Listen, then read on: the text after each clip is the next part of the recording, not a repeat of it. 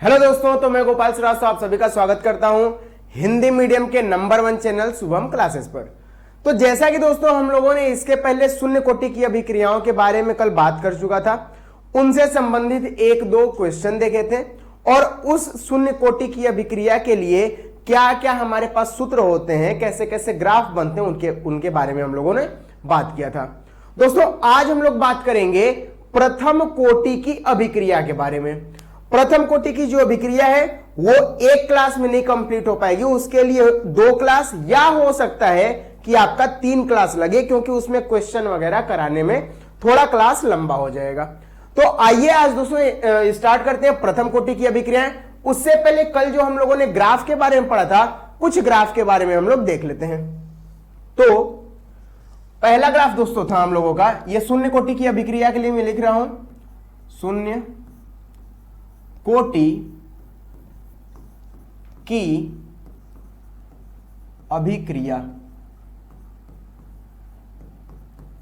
इसमें कौन कौन से ग्राफ थे? पहला ग्राफ अगर दोस्तों आप लोग को याद होगा तो हम लोग का अभिक्रिया का वेग था, अभिक्रिया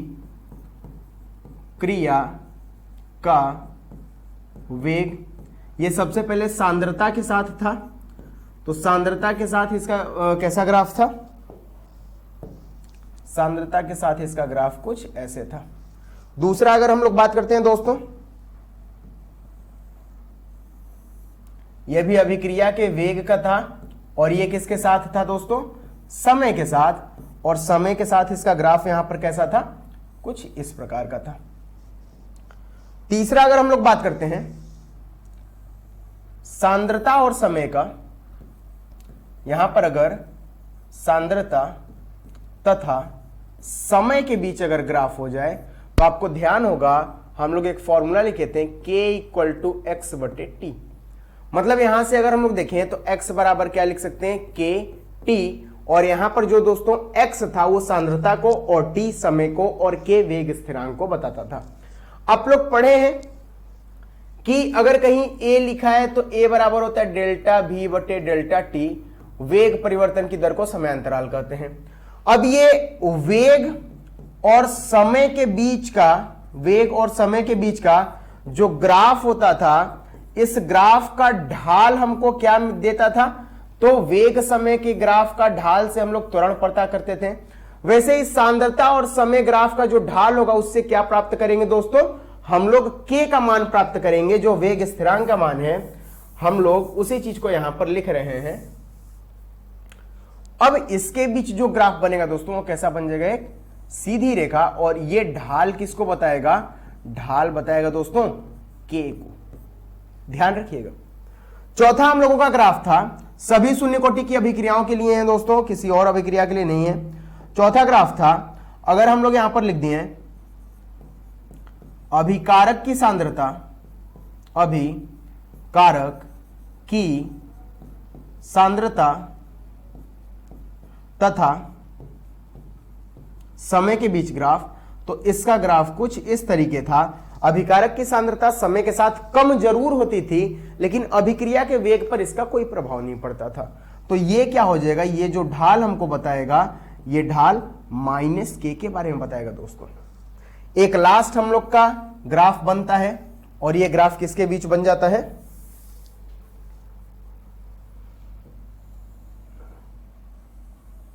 ये ग्राफ दोस्तों हम लोगों का बनता है, यहां पर अगर हम लोग अर्ध आयु का बात करें, अर्ध आयु तथा समय के बीच का, अर्ध आयु तथा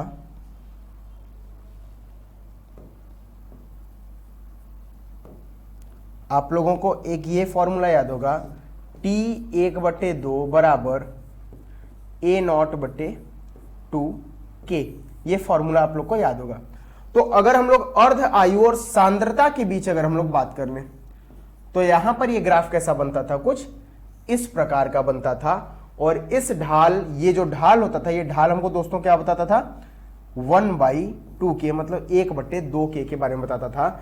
यहां जो अर्ध आयु और सांद्रता के बीच बनता था, और ये सांद्रता किसकी होनी चाहिए दोस्तों? जो हम लोग की अभिकारक की प्रारंभिक सांद्रता है। तो ये पहले के ग्राफ थे जो हम लोग शून्य कोटि की अभिक्रियाओं में पढ़ चुके हैं। अब स्क्रीनशॉट आप लोग ले लीजिए अगर आप लोग को लेना है। इसके आगे हम लोग आज प्रथम कोटि की अभिक्रियाओं के बारे में बात करते हैं। ठीक है, आप लोगों ने स्क्रीनशॉट ले चुका होगा। अब प्रथम कोटि की अभिक्रियाएं, प्रथम कोटि की अभिक्रियाएं।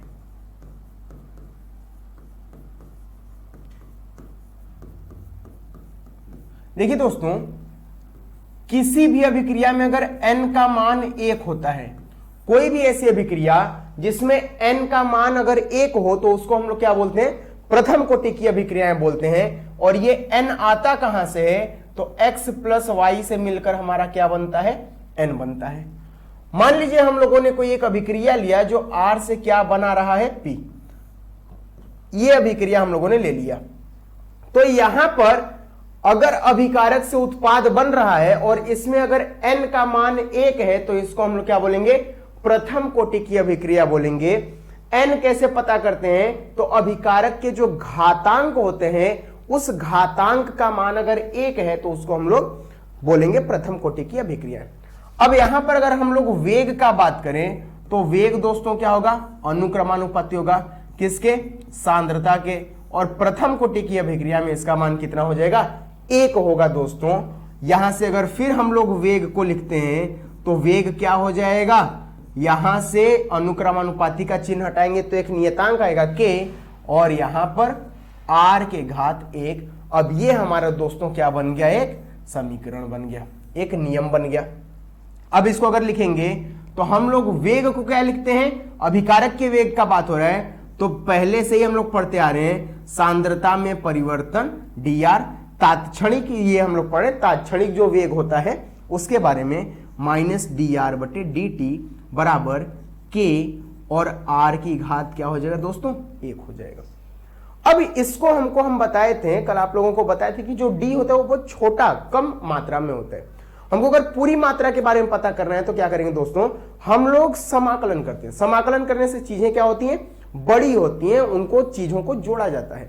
अब यहां पर हम लोग क्या करेंगे दोस्तों, इसका गुणा भाग करेंगे तो माइनस dr, और अगर इस r को हम नीचे भेज दें तो क्या हो जाएगा दोस्तों, r हो जाएगा।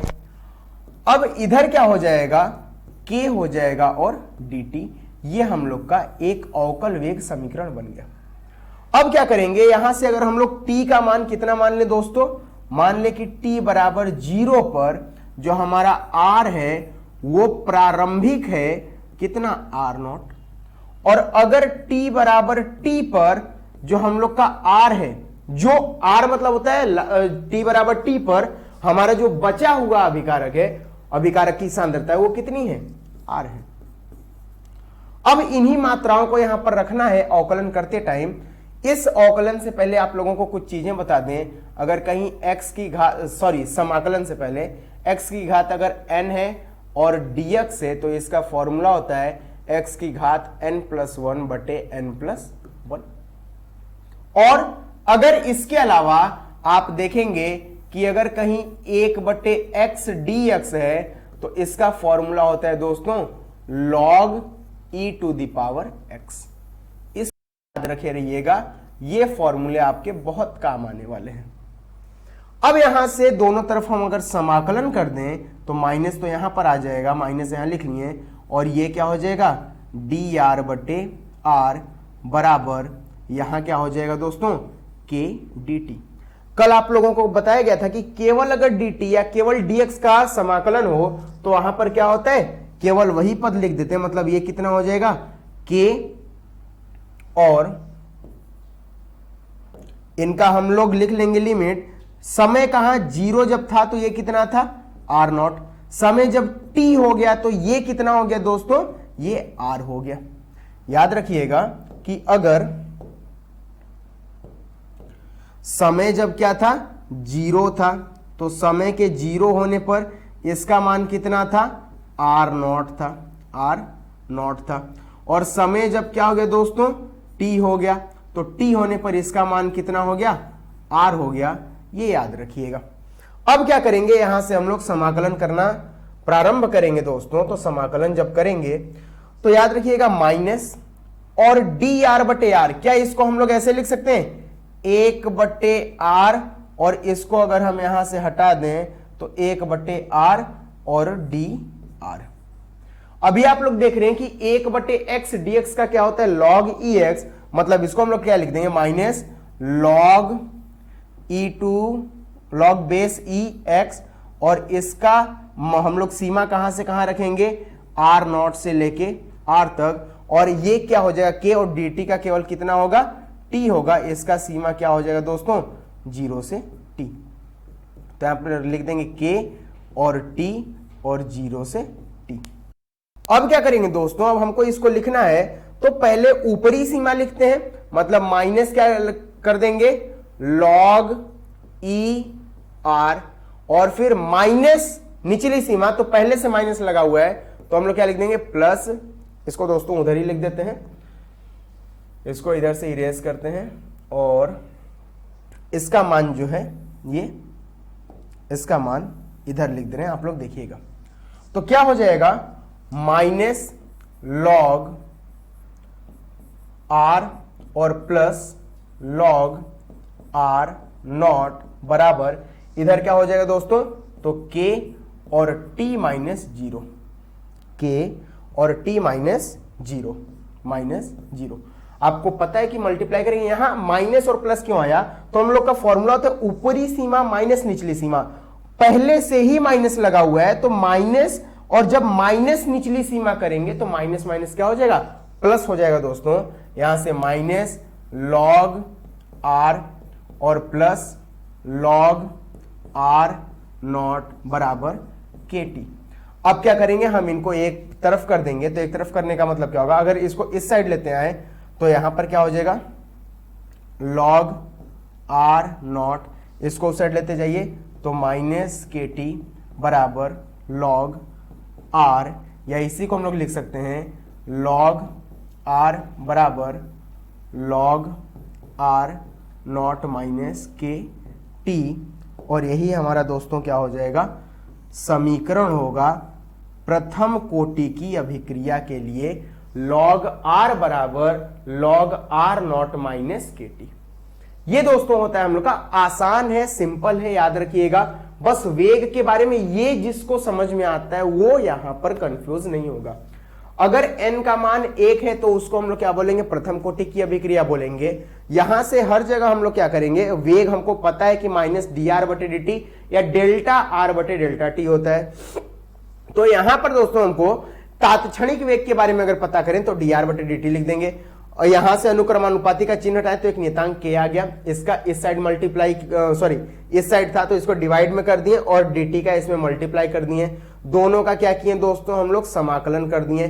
समाकलन करने के बाद सीमा लगा दिए, यदि 0 समय पर ये कितना था r नॉट था और t समय पर कितना हो गया r हो गया, तो यहां पर फिर उसको अवकलन को किए हैं, सीमा लग गया है तो ऊपरी सीमा माइनस निचली सीमा होता है, ऊपरी सीमा का मान हमारा कितना है r है, और यहां पहले से माइनस लगा हुआ है, यहां आप लोग देख रहे हैं दोस्तों पहले से माइनस लगा है तो माइनस लॉग आर, और जब माइनस निचली सीमा करेंगे तो वो माइनस और यहां पहले से लगा माइनस प्लस हो जाएगा, और फिर उसी को हम लोगों ने क्या कर दिया सॉल्व कर दिया। दोस्तों क्लियर है यहां तक?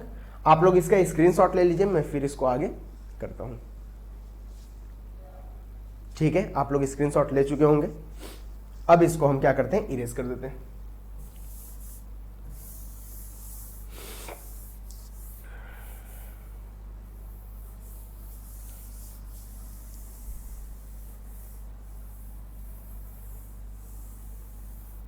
इसको याद रखिएगा दोस्तों, जो हम लोग का मेन है लॉग आर बराबर लॉग आर नॉट माइनस के टी। अब हम लोग के पास जैसे ही ये आता है बेस ई लिख लीजिएगा, ई आर और यहां ई आर नॉट, यहां पर भी आप लोग ई लगा लीजिएगा, ई आर और ई आर नॉट। अब क्या होगा, हम लोग इसमें जैसे ही हम लोगों को ये समीकरण मिलता है तो दो ग्राफ हम लोग के सामने आते हैं। पहला क्या होता है अभिक्रिया का वेग, तो यहां पर लिख देंगे अभिक्रिया का वेग, और क्या लिख देंगे यहां पर सांद्रता। तो हम लोग पढ़े हैं कि जो वेग है वो किसके बराबर है, के और आर के बराबर है, आर के घात 1। मतलब ये एक रेखीय है, तो यहां पर हमारा कैसा ग्राफ बनेगा, ऐसा बनेगा। अभिक्रिया का वेग और सांद्रता के बीच अगर ग्राफ पूछते दोस्तों तो ऐसे बनेगा। क्लियर है। और अगर यहां पर हमसे आगे में पूछ दे log r बराबर log e r not minus के टी, इस समीकरण को आगे बढ़ाने के लिए हमसे जहां से मेन क्वेश्चन, जहां से सवाल पूछे जाते हैं, उनको कैसे हम लोग डील करेंगे, उनके साथ कैसे हम लोग यहां पर परिचित होंगे, तो अब ये क्वेश्चन हमारा आगे चलता जाएगा। उससे पहले आपको कुछ लॉग के प्रॉपर्टी या गुण के बारे में जानना होगा। जैसे हम लोग पहला बात करते हैं दोस्तों लॉग का, अगर क्या हो लॉग mn हो तो इसको हम लोग बोलते हैं log m plus log n।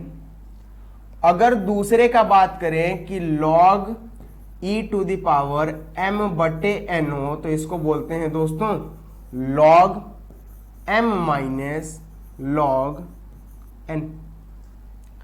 तीसरा बात करते हैं, अगर कहीं पर भी log m के घात n हो तो इसको बोलते हैं n log m। चौथा बात करते हैं दोस्तों, अगर कहीं पर भी log e और यहां पर x बराबर y हो तो यहां पर x बराबर हम क्या लिख देंगे, e की घात y। ये याद रखिएगा, ये यहां पर अभी हम लोग उपयोग करेंगे। पांचवा हम लोगों का क्या होता है दोस्तों, पांचवा, अगर log ex को हमको log 10 में अगर बदलना है, 10 मतलब आप लोग पढ़े होंगे log और जो आधार होता है वो 10 में, तो यहां पर क्या करेंगे, यहां पर बदलते समय हम लोग पांचवें को देखेंगे कि अगर कहीं log ex को 10 के अगर आधार में बदलना है तो हम लोग 2.303 से गुणा करेंगे और लिख देंगे log 10 की log आधार 10 और x। ये याद रखिएगा, ये 5 हम लोग के जो फॉर्मूले हैं ये log से संबंधित फॉर्मूले हैं और ये यहां पर यूज किए जाएंगे। इनमें से 3 तो अभी किए जाएंगे, पहला, दूसरा और तीसरा। पहला, दूसरा, तीसरा और ये चारों का यूज किया जाएगा। इसका भी यूज नहीं है बट ये भी आगे चल के आएगा। तो ये 4 तो आपको मेन है जो यहां पर मिलेंगे देखने को। ठीक है, अब इनको हम लोग इरेज करते हैं। आप लोग स्क्रीनशॉट ले लीजिए। ठीक है, अब इरेज करने जाते हैं।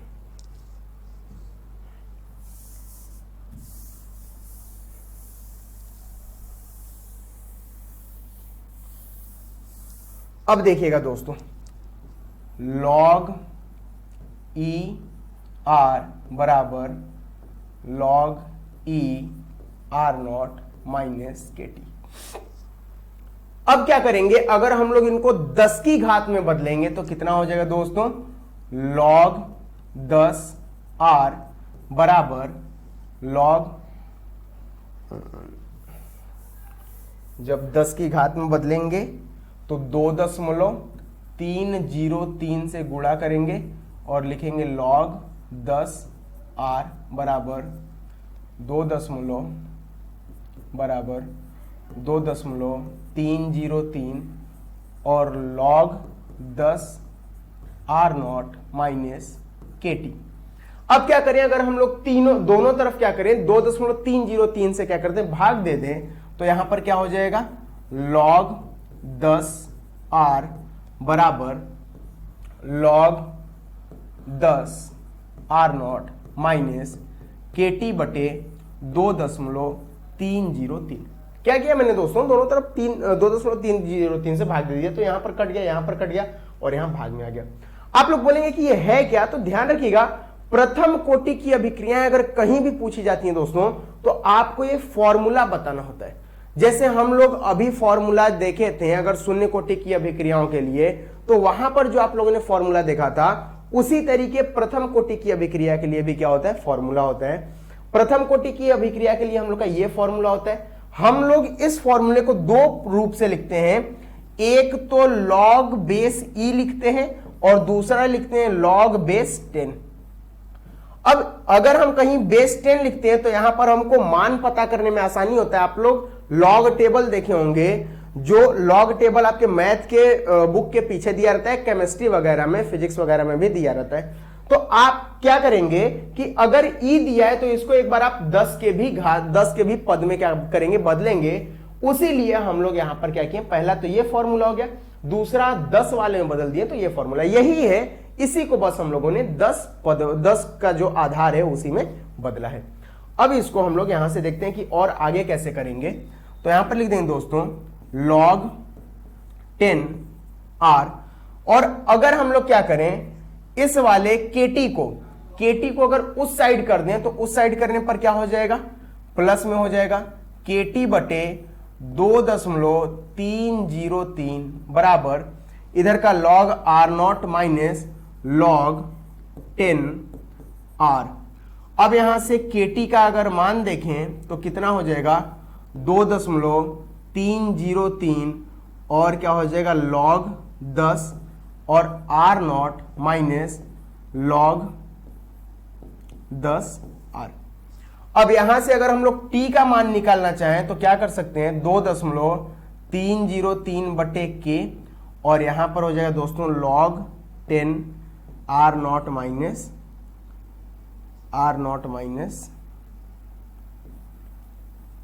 log 10 r।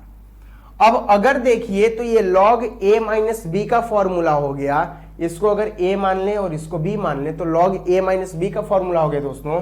और अभी आप लोगों को बताया गया था कि अगर कहीं log a माइनस b अगर है, log a minus log b, ऐसे लिख लीजिए log a minus log b, तो ये किसका होता है, log a बटे b का ये फॉर्मूला होता है। अभी आप लोगों को पांचों फॉर्मूले बताए हैं। अब उसको यहीं पर लिख देंगे कि t बराबर 2.303 बटे k, और इसको क्या लिख देंगे, r0 बटे r।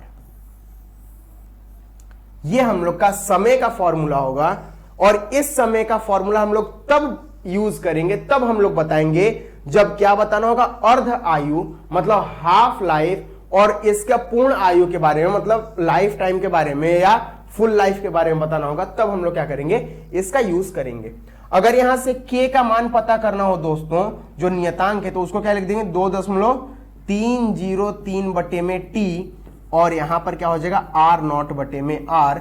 मतलब आप यहां से क्या कर सकते हैं, t का भी और k का भी दोनों का मान पता कर सकते हैं कि कितना मान होगा।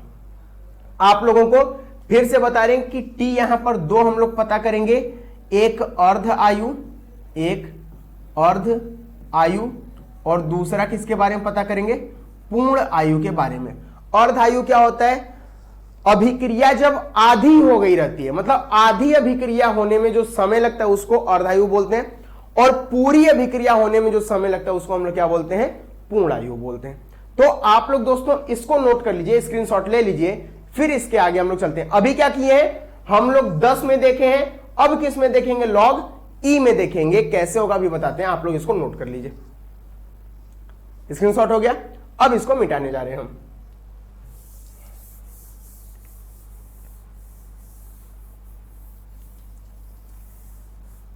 ध्यान दीजिएगा दोस्तों, अभी हम लोगों ने फॉर्मूला देखा है कि यहां से t बराबर कितना हो गया है, 2.303 बटे के, और यहां से r0 बटे r, या यहीं से हम लोग पता कर सकते हैं k बराबर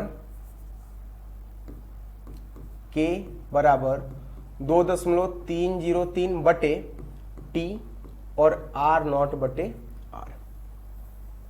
अब देखिएगा, हम बताए थे कि अगर ये फॉर्मूला जो आया है तो एक बार हम लोग क्या करेंगे, 10 की घात के रूप में पता करेंगे, और एक बार केवल e के घात के रूप में पता करेंगे। तो दोस्तों यहां से अगर हम लोग इस फॉर्मूले को केवल आगे बढ़ाएं, इस फॉर्मूले को, तो क्या हो जाएगा, log e r, फिर क्या हो जाएगा, बराबर log e r0 minus kt। अब क्या होगा दोस्तों, अगर हम लोग इसको log को एक तरफ लिख देते हैं, माइनस log e r0 बराबर माइनस के टी। और फिर से देखिए log a minus log B आ गया, तो log a minus log B को हम लोग कैसे लिखते हैं, तो आप लोगों को बताया गया है अभी कि log a बटे बी, मतलब यहां क्या लिख सकते हैं, r बटे आर नॉट लिख सकते हैं, और बराबर क्या हो जाएगा, माइनस के टी के। एक फॉर्मूला अभी हम आप लोग को बताए हैं कि अगर ये हम लोग का क्या पूरा क्या हो जाएगा, यहां पर लॉग छूट गया दोस्तों, यहां पर लॉग लिख लीजिएगा, लॉग, और यहां पर भी क्या हो जाएगा, लॉग आर नॉट बटे आर, क्योंकि जो लॉग आर नॉट बटे आर होता है इसका मान होता है लॉग आर नॉट, नहीं आप लोग ए और बी से समझ लीजिए। अगर यहां पर हम कहीं लिख देते हैं किसी दूसरे कलर से कि अगर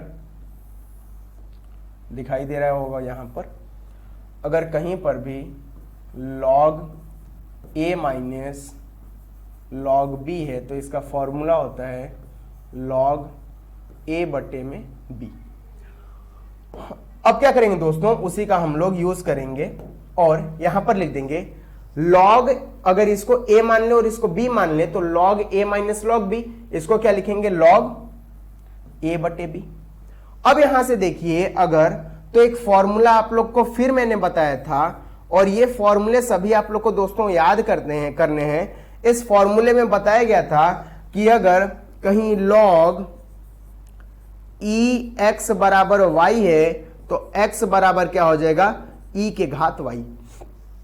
अब अगर हम लोग इसको मान लें, इस पूरे को log e, और इस पूरे को अगर हम लोग क्या मान लें, x मान लें, और इस पूरे को हम लोग क्या मान लें, y मान लें, तो log e और कितना है x बराबर y, मतलब हम लोग क्या लिख सकते हैं यहां से r बटे आर नॉट, x बराबर e माइनस वाई, मतलब माइनस क्या हो जाएगा के टी, और यहां से r बराबर आप लोग को क्या मिल जाएगा दोस्तों, आर नॉट e के घात माइनस के टी। और इसको हम लोग बोलते हैं, इसको हम लोग बोलते हैं एक्सपोनेंशियल फॉर्म, इसको हम लोग बोलते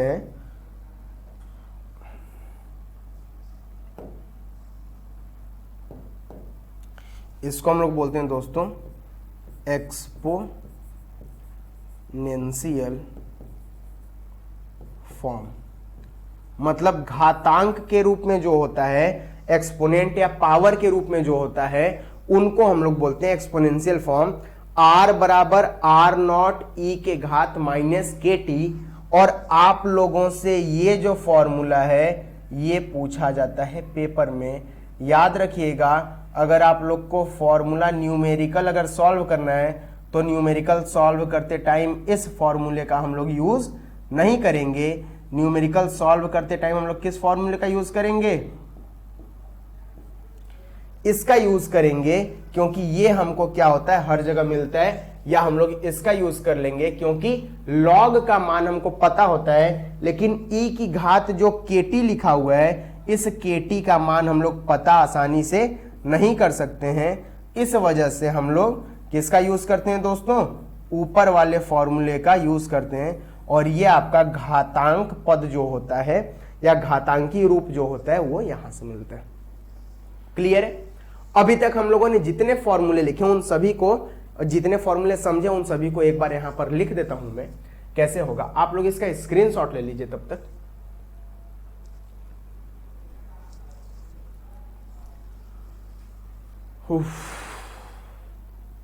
हो गया दोस्तों, ठीक है, अब आगे चलते हैं।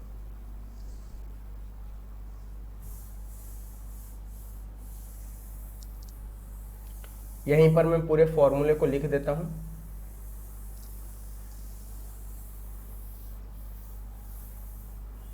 आप लोगों के सामने दो फॉर्मूले तो पहले से ही हैं, ये या इनको भी मिटा ही देता हूं। यहां पर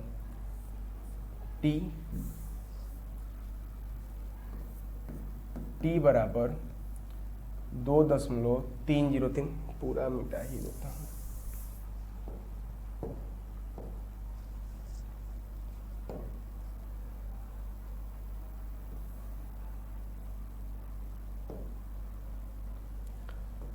t बराबर दिखाई दे रहा है दोस्तों? कोई दूसरा कलर ले लेता हूँ। मान लीजिए हम लोगों ने ये कलर ले लिया, ये कलर ले लिया, तो लिख दिया t बराबर 2.303 बटे के, और फिर यहाँ पर क्या हो जाएगा log r नॉट बटे r। यहाँ से k का मान भी हम लोग पता कर सकते हैं, 2.303 बटे t और log r नॉट बटे r।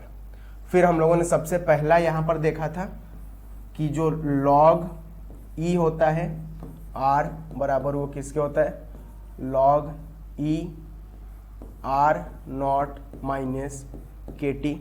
और एक लास्ट देखा है कि r बराबर r नॉट e का पावर माइनस के टी।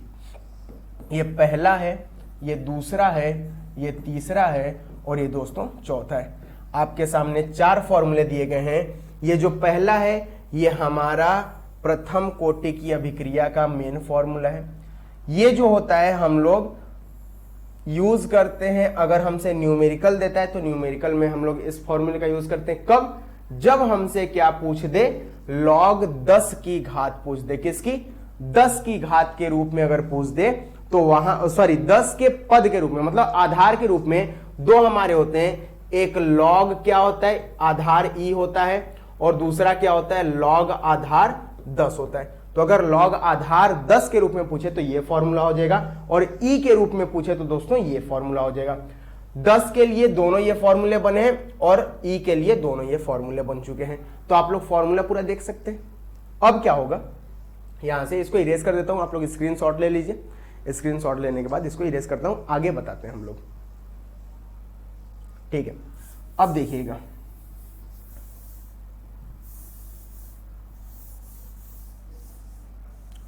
इसको रहने देते हैं। अभी हम लोग यहीं से डायरेक्ट कोई जो भी हमारे फॉर्मूले डिराइव होते हैं उनको हम लोग देख लेंगे।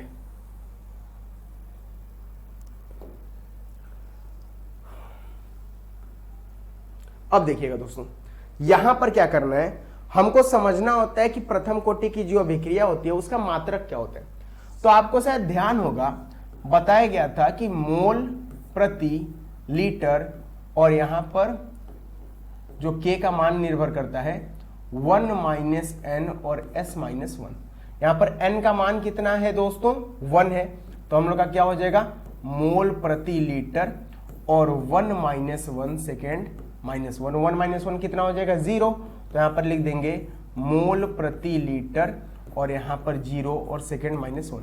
आपको पता है किसी की भी घात अगर 0 आ जाए तो उसका मान कितना होता है, 1 होता है।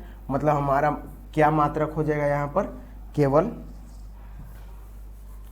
केवल क्या हो जाएगा, k बराबर सेकेंड इनवर्स। मतलब प्रथम कोटि की अभिक्रिया में आपको जो भी न्यूमेरिकल दिया जाएगा, जो भी आंकिक प्रश्न दिए जाएंगे, वहां पर मात्रक आप लोग क्या यूज करेंगे, सेकेंड माइनस 1 यूज करेंगे। ठीक है, अब इसको इरेज करके अब हम लोग समझेंगे अर्ध आयु काल और पूर्ण आयु काल के बारे में। ठीक है, यहां से इसको इरेज कर देते हैं, स्क्रीनशॉट ले लीजिए। देखिए दोस्तों, आयु काल, अर्ध आयु क्या होता है, जहां पर आधी अभिक्रिया पूरी हो गई रहे उसको हम लोग बोलते हैं अर्ध आयु, और इसको हम लोग t1/2 से दर्शाते हैं, t1/2। अब यहां से t का हम लोग क्या करेंगे, मान यहां से लेना स्टार्ट करेंगे। मान लेते हैं कि t बराबर 0 समय पर जो हमारा यहां पर अभिकारक था वो कितना था, r0 था, और t बराबर t1/2 पर ये अभिकारक कितना हो गया, कितना बचा होगा। तो ये जो r का मान है, ये r किसको बताता है, बचा हुआ मात्रा, बचा हुआ मात्रा के बारे में दोस्तों। ये जो होता है ये किसको बताता है, r0। तो यहां पर लिख लीजिएगा, ये प्रारंभिक मात्रा के बारे में बताता है, और ये बचा हुआ, और ये किसके बारे में बताएगा। तो इसको अगर लिखना हो तो इसको लिख लीजिएगा, इसको प्रारंभिक प्रारंभिक मात्रा। अब क्या होगा, प्रारंभिक मात्रा मान लेते हैं कि R0 है, मतलब पूरी है, अभी अभी अभिक्रिया हो रही है। और जैसे जैसे अभिक्रिया होगी, जब आधी हो गई रहेगी, तो आधी होने पर कोई भी अभिकारक का मात्रा कितना हो जाएगा, आधा। मतलब प्रारंभिक अभिक्रिया जब शुरू हुई, उसके बाद जब आधी हो चुकी है, तो सांद्रता कितनी बचेगी, पहले वाले का आधा बचेगी। मतलब अब सांद्रता कितनी हो गई रहेगी, R0/2। पहले सांद्रता R0 था, अब ये कितना हो गया, यहां पर लिख देते हैं कि प्रारंभिक जो सांद्रता था, जो यहां पर प्रारंभिक सांद्रता था, वो प्रारंभिक कितना था, R बराबर R0।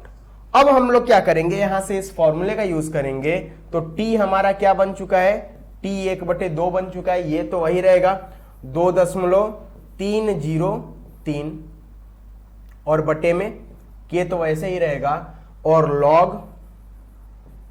लॉग R0 हमारा प्रारंभिक है, तो प्रारंभ में R0 ही है। बाद में क्या हो गया, T समय बाद, तो ये बचा हुआ कितना है, T हाफ पर, मतलब T 1/2 पर कितना बचा हुआ है, R0/2।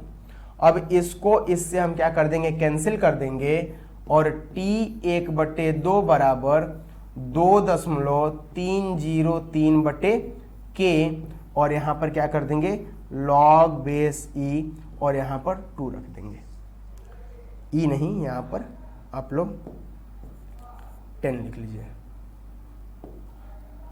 लॉग 10। अब अगर 2 का मान देखें, तो 2 का मान होता है 301.301, लॉग 2 का मान होता है, लेकिन हम लोग को 301 नहीं, केवल 3 लिखना है। तो यहां पर हम लोग क्या लिख देंगे दोस्तों, केवल 3। तो T 1/2 का मान कितना हो जाएगा, कहां लिखें, तो इधर लिख देते हैं दोस्तों, T 1/2 का मान इधर, T 1/2 बराबर क्या हो जाएगा, 2.303 बटे में K, और इसका 0.3 से हम लोग क्या कर देंगे, गुणा कर देंगे, क्योंकि log 2 का जो मान होता है वो 0.301 होता है, लेकिन हम लोग उतना नहीं, 0.1 तक नहीं जाएंगे, केवल 3 तक। तो यहां से T 1/2 कितना हो जाएगा दोस्तों, तो 3 का 3 में किए तो 9 हो गया, फिर 0 में किए तो 0 हो गया, 3 का 3 में किए तो 9, और यहां से 3 का जब हम 2 में किए तो 6 हो गया, और यहां पर दशमलव कितने पर हो जाएगा, 3 पर, और एक 4 पर, मतलब 0.6909/K। ये लगभग मान ये आता है 0.6909, और बटे में K। ये दोस्तों हम लोग का अर्ध आयु का होता है। फिर से आप लोग देख लीजिए, 0.3 का, केवल 3 का 3 में किए तो 9 आ गया, 3 का 0 में किए तो 0 आ गया, 3 का 3 में किए फिर 9 आ गया, 3 का 2 में किए 0 आ गया। दशमलव कितने पर लगाना है, तो 1 यहां पर है, 3 यहां पर है, मतलब 4 पर, तो 0.6909, मतलब यहां पर क्या आ जाएगा, T 1/2 बराबर 0.6909/K। इसको बुक में और भी मतलब लमसम करके दिया रहता है, तो आप लोग इसका भी यूज कर सकते हैं, कोई दिक्कत नहीं है। जो यहां पर लमसम का साइन लगा के देता है ना, कहीं पर क्या कर देगा, ऐसे साइन लगा देगा। तो आप लोग ये भी लिख सकते हैं, कोई उसमें दिक्कत नहीं है, दोनों वैल्यूज क्या होंगे, आपस में ही बराबर के प्लेस पर आएंगे, उससे कोई दिक्कत नहीं है दोस्तों। तो आप लोग से अगर अर्ध आयु के बारे में पूछा जाएगा तो T हाफ 0.69, और यहां पर बटे में क्या हो जाएगा, K हो जाएगा। ठीक है, कहीं कहीं पर 3 भी देता है 0.693 के बारे में, तो वहां पर आप लोग कंफ्यूज मत होइएगा, इसको नोट कर लीजिएगा। ठीक है, आप स्क्रीनशॉट ले लीजिए। हो गया। अब इसको मैं इरेज करता हूं दोस्तों। इसको अगर मैं इरेज कर दूं तो यहां से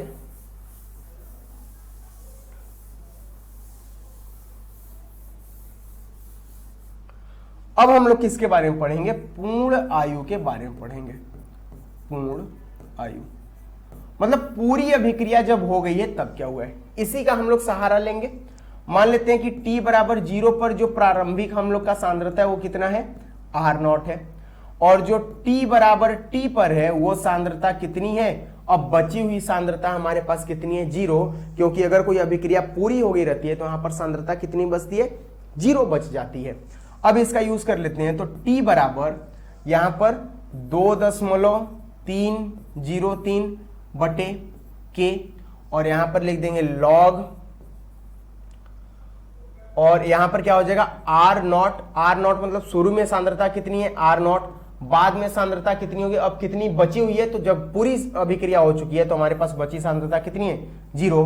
मतलब यहां पर इसको LF से दिखाते हैं लाइफ टाइम, इसको दोस्तों हम लोग LF से दिखाते हैं लाइफ टाइम के लिए, LF। तो हमारा जो TLF का मान होगा वो कितना आ जाएगा इनफाइनाइट के लगभग। मतलब पूरी अभिक्रिया यहां पर होती ही नहीं है। ये अगर कोई पूछ दे कि प्रथम कोटि की अभिक्रियाएं पूरी होती हैं तो आप लोग बताएंगे कि नहीं पूरी नहीं, ये 99% हो सकती हैं लेकिन अभिक्रियाएं पूरी नहीं होंगी, क्योंकि इनको होने में समय क्या लगेगा बहुत ज्यादा लगेगा। ठीक है, इनफाइनाइट समय कुछ हमको फिक्स नहीं है, लेकिन यहां पर एक चीज पता है कि 99% तो हो जाएंगी, उसके बाद की अभिक्रियाएं कब तक होंगी ये क्लियर नहीं है। ठीक है, तो ये था हम लोग का पूर्ण आयु के बारे में। नोट कर लीजिए दोस्तों, स्क्रीनशॉट ले लीजिए। अब इसको इरेज करते हैं।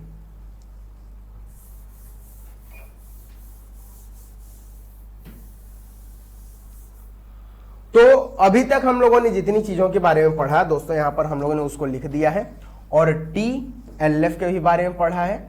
वहां पर कोई भी अभिक्रिया पूर्ण नहीं होगी, पूर्ण नहीं होती है, मतलब 99% हो जाएगी, लेकिन 1% के लिए ये समय बहुत अधिक दूरी तक लेती है। और अगर इनके बीच हम ग्राफ बताएं तो ग्राफ अभी आप लोगों को जब कल की क्लासेस होंगी तो उसमें पूरी बताई जाएंगी। आज के बारे में केवल बता देते हैं कि यहां से अगर किसी की भी सांद्रता शुरू में A0 है या कहीं बुक में R0 है, कुछ भी अगर है नॉट के फॉर्म में, मतलब प्रारंभिक सांद्रता, तो वो धीरे धीरे कम होगी और कहां तक जाएगी, इससे मिलेगी नहीं दोस्तों, ध्यान रखिएगा। ये कहां तक जाएगी, अनंत तक जाएगी। अभी ये कहीं जाकर मिलेगी, इससे बहुत आगे में ये अनंत तक चली जाएगी। यही हमारा किसके बारे में बताता है, TLF के बारे में बताता है। और ये किस पर बनता है ये ग्राफ, तो ये ग्राफ इस पर बनता है, इस वाले समीकरण पर, R बराबर R0 E माइनस KT। इस ग्राफ को दोस्तों कल पढ़ेंगे हम लोग कि इसमें क्या क्या चीजें होती हैं, कैसे ये ग्राफ बनता है। बाकी आज की क्लास के लिए इतना ही। आज आप लोग क्या कीजिएगा, इस फॉर्मूले को रिवाइज कर लीजिएगा। ये फॉर्मूले आप लोग के बहुत काम आएंगे, क्योंकि पेपर में इनसे सवाल जरूर बनता है। आप लोग से प्रथम कोटि अभिक्रियाओं के बारे में एक सवाल जरूर दिया जाता है बोर्ड्स के पेपर में, क्योंकि ये बहुत इंपॉर्टेंट टॉपिक होते हैं। तो ठीक है दोस्तों, आज के लिए इतना ही। पढ़ते रहिए, मस्त रहिए। बाकी मिलते हैं कल के क्लास में। ओके दोस्तों, धन्यवाद।